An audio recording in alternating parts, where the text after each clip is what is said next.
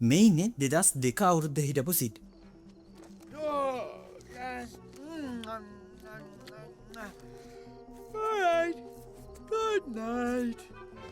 ඒ වගේම මේ ඉන්නේ 2027 අවුරුද්දේ ඊළඟට එන්න තියෙන ෆිල්ම් එකේ ඉන්න සිට්.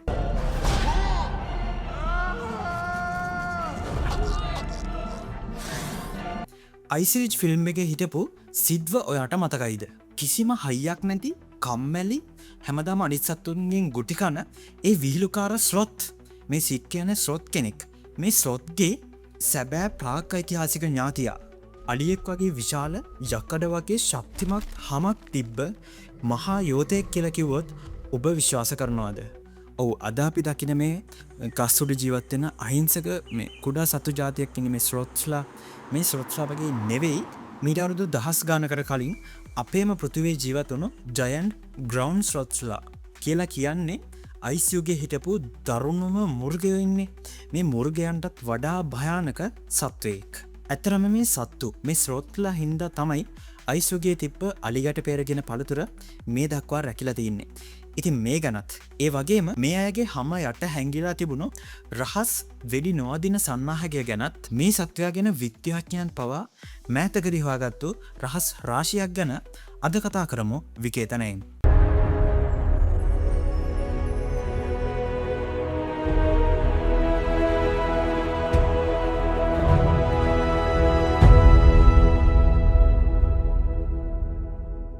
අද ලෝකේ ජීවත්වන ස්ලොත්ලා, මේ වර්තමානයේ ජීවත්වන ස්ලොත්ලා විශේෂයෙන්ම මේ ගස් උඩට වෙලා ඉතාම මන්දගාමී ජීවිත තමයි අරගෙන යන්නේ.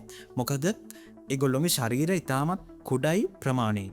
හැබැයි අපි අයිස් යුගයට ගියොත්, ප්ලයිස්ටොසින් කියන යුගයට ගියොත් ඒ කාලේ ජීවත් වෙච්ච ස්ලොත්ලා, විශේෂයෙන් මේ අතරින් හිටපු විශාලතම ස්ලොත් අපි යාට කියනවා මෙගාතීරියම් ස්ලොත් කියලා. මේ ස්ලොත්, මේ මෙගාතීරියම් කියන ස්ලොත් අද ඉන්න විශාලතම අප්‍රිකානු අලියාගේ සයිස් මහා යෝධයෙක්. සයන්ටිෆික් ඩේටා වලට අනුව මේ සතා පිටිපස්ස පාද දෙකෙන් හිටගත්තම අඩි 20කට වඩා උසයි. ඒ වගේම බරින් ටොන් 4ක්. ඉතින් ගස් උඩ ජීවත් වෙන්න තරම් ශක්තිමත් ගස් ඒ කාලේ තිබිලත් නැහැ. ඉතින් මේ හින්දාම මේගොල්ලන්ට පරිණාමය වෙන්න සිද්ධ වෙලා තියෙන මේ පොළොවේ.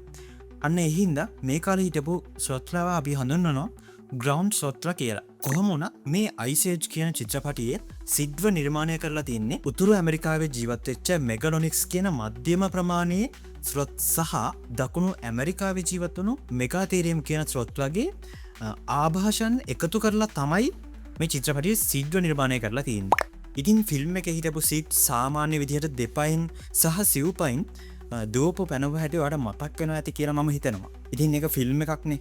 හැබැයි ඇත්ත කතාව ඊට වඩා හාත්පසින්ම වෙනස්. ඇත්තම ග්‍රවුන්ඩ් ස්ලොත් කෙනෙක්ගේ ඉදිරිපස ගාත්‍රාවල, එහෙම නැත්නම් ඉදිරිපස පාදවල, අත්වල අඟල් 10ක් 12ක් විතර දිග දැවැන්ත නියපොතු පිහිටලා තියෙනවා. ඉතින් ඒවා ඉතාම දිගයි. අඩි 10ක් 12ක් විතර දිග නියපොතු. ඉතින් මේ යෝධ නියපොතු හින්දා අද කාලේ ඉන්න බල්ලෙක් පූසෙක් වගේ සාමාන්‍ය සතෙක් වගේ අත්වල බිම තියලා මේගොල්ලන්ට ඇවිදින්න බැරි වෙලා තියෙනවා. ඒ නිසා මේගොල්ලෝ ඇවිත්තේ අද කාලේ ඉන්න ගොරිල්ලන් චිම්පන්සින් වගේ අත්වල ඇඟිලි ඇතුළට නමාගෙන අත්වල පිටිපස්සේ තියලා. ඉතින් සයන්ටිෆික්ලි මේකට කියනවා නකල් වෝකින්, එහෙම නැත්නම් පෙඩල් ඉන්වර්ෂන් කියලා. අන්න ඒ නිසා අපේ අයිස් ඒජ් ෆිල්ම් එකේ වගේ සාමාන්‍ය මෙයාලට දුවන්න පයින්න හැකියාවක් තිබිලා නැහැ. මෙන්න මේ නිසා මේගොල්ලෝ ඊටාම මන්දගාමී ජීවිතයක් තමයි ගත කරලා තියෙන්නේ. හැබැයි මේගොල්ලොන්ට ස්වභාව ධර්මයෙන්ම හරි වටින ඉතාම බරපතල ආරක්ෂක පද්ධතියක් පිළිලා තියෙනවා. ඇත්තටම අයිස් යුගය කියලා කියන්නේ පෘථිවියේ හිටපු දරුණුම විලෝපිකයන් රජ කරපු කාලයක්. විශේෂයෙන්ම සේබටුත් කොටි ඔයාලා අහලත් ඇති. ඒ වගේම යෝධ වලස්සු. මේ වගේ අයකින් මේ ග්‍රවුන්ඩ් ස්ලොත්ලා බේරලා ඉන්න ඉතාමත් විශේෂ ආරක්ෂාවක් අවශ්‍ය වෙනවා. ඉතින් බැලූ බැල්මට මේ සතාව නිකම්ම ලොම් ගොඩක් වගේ පෙවුනට විද්‍යාඥයෝ හොයාගෙන තියෙනවා මෙයාලගේ මේ ඝන හැම ඇතුලේ ලොම් වලට යටින් ඔස්ටියෝඩර්ම්ස් කියලා හඳුන්වන කුඩා අස්ථි තහඩු දහස් ගාණක් පැතිරලා තිබ්බා කියලා. මේක හරියට මධ්‍යතන යුගයේ හිටපු රණශූරයෝ ඇඳපු හෙලි එහෙම ඇනෙන්නේ නැති ආරක්ෂණ ඇඳුමක් වගේ. එහෙම නැත්තම් අද කාලේ තියෙන ස්වභාවික වෙඩි නොවදින ඇඳුමක් වගේ. ඉතින් යම් කිසි විලෝපකෙක් මේ ස්ලොත්ගේ ඇඟට පැනලා හපා ගන්න හැදුවොත් උන්ගේ තියෙන දත් මේ අස්ථිවල වැදිලා කැඩිලා යනවා මිසක් මේ ස්ලොත්ලට වැඩි කරදරයක් කරන්න බැරි වෙලා තියෙනවා. අන්න ඒ නිසා ගොඩක් මස්ගලි සත්තු මේ යෝධයාගේ පැත්තට ගිහිල්ලා නැහැ. හරි, දැන් අපි යමු මේ වීඩියෝගේ රසවත්ම කොටස. ගොඩක් අය නොදන්න විද්‍යාත්මක කතාවක්. අපි කවුරුත් කන්නාස කෑමක් නෙමේ අලිගැට පේර. ඉතින් මේ අලිගැට පේර සහ ස්රොත් එහෙම නැත්නම් අපේ සීඩ්ලා අතර කනෙක්ෂන් එකක් තියෙනවා. සාමාන්‍යයෙන් පළතුරක බීජයක් හදන්නේ එක්කෝ කුරුල්ලොන්ට එහෙම නැත්නම් කුඩා සත්තුන්ට ව්‍යාප්ත කරන්න පුළුවන් විදියට.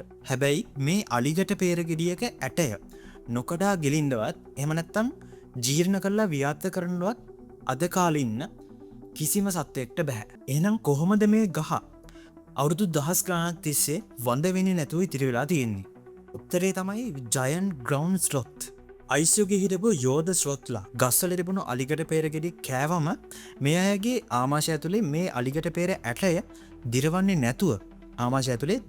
නැතුව ආරක්ෂා වෙලා තියෙනවා. අන්න ඊට පස්සේ මේ සත්තු කිලෝමීටර් ගාණක් දුර ඇවිතයින් පස්සේ මේ බීජය මේ අයගේ මල පහ හරහා ප්‍රචාරණය වෙලා තියෙනවා.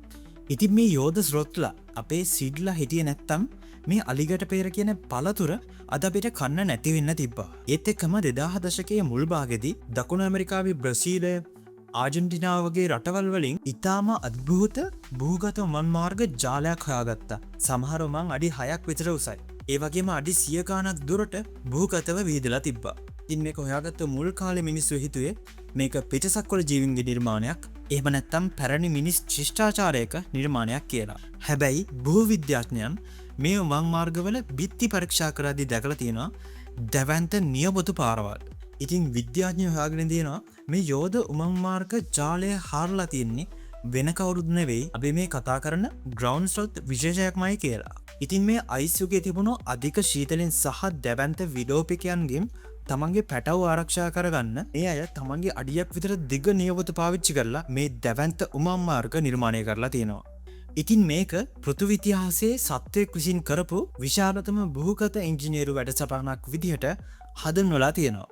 ඉතින් අයිස් ඒජ් එක අවසන් වීමත් එක්ක සිදුවෙච්ච දැවැන්ත වේගවත් දේශගුණික විපර්යාසය නිසා අදින් වසර 10000කට විතර කලින් මේ යෝධ ග්‍රවුන්ඩ් ස්ලොත්ලා පෘථිවියෙන් සතහටම සමුගත්තා. හැබැයි මේ වෙනකොට මේ සත්වයන්ගේ හම, ඒ වගේම ලොම්, ඒත් එක්කම පිරිසිදු DNA සාම්පල් හොයාගන්න විද්‍යාඥයන්ට හැකි වෙලා තියෙනවා. ඉතින් අද වෙනකොට ජාන ඉංජිනේරු විද්‍යාව සහ ඩී-එක්ස්ටින්ෂන් කියන මේ ටෙක්නොලොජිස් හරහා මැමත්ලා වගේම මේ යෝධ ග්‍රවුන්ඩ් ස්ලොත්ලාවත් අනාගතයේ දවසක නැවත පෘථිවියට බිහි කරන්න විද්‍යාඥයෝ පරීක්ෂණ පවත්වන ගමන් තමයි ඉන්නේ. ඉතින් ඊළඟ අවුරුද්දේ 2027 දී එනවා අයිස් ඒජ් ඊළඟ චිත්‍රපටිය. ඉතින් මේකෙදී සිඩ්ව දකිද්දී ඔයාලට මතක් වෙයි ඒ කම්මැලි විහිළුකාර පෙනුමේ පිටිපස්සේ හැංගිලා ඉන්නේ පෘථිවි ඉතිහාසයේ හොල්ලපු අලිගැට පේර ලෝකයට ඉතුරු කරපු ශක්තිමත් යෝධයෙක් කියලා.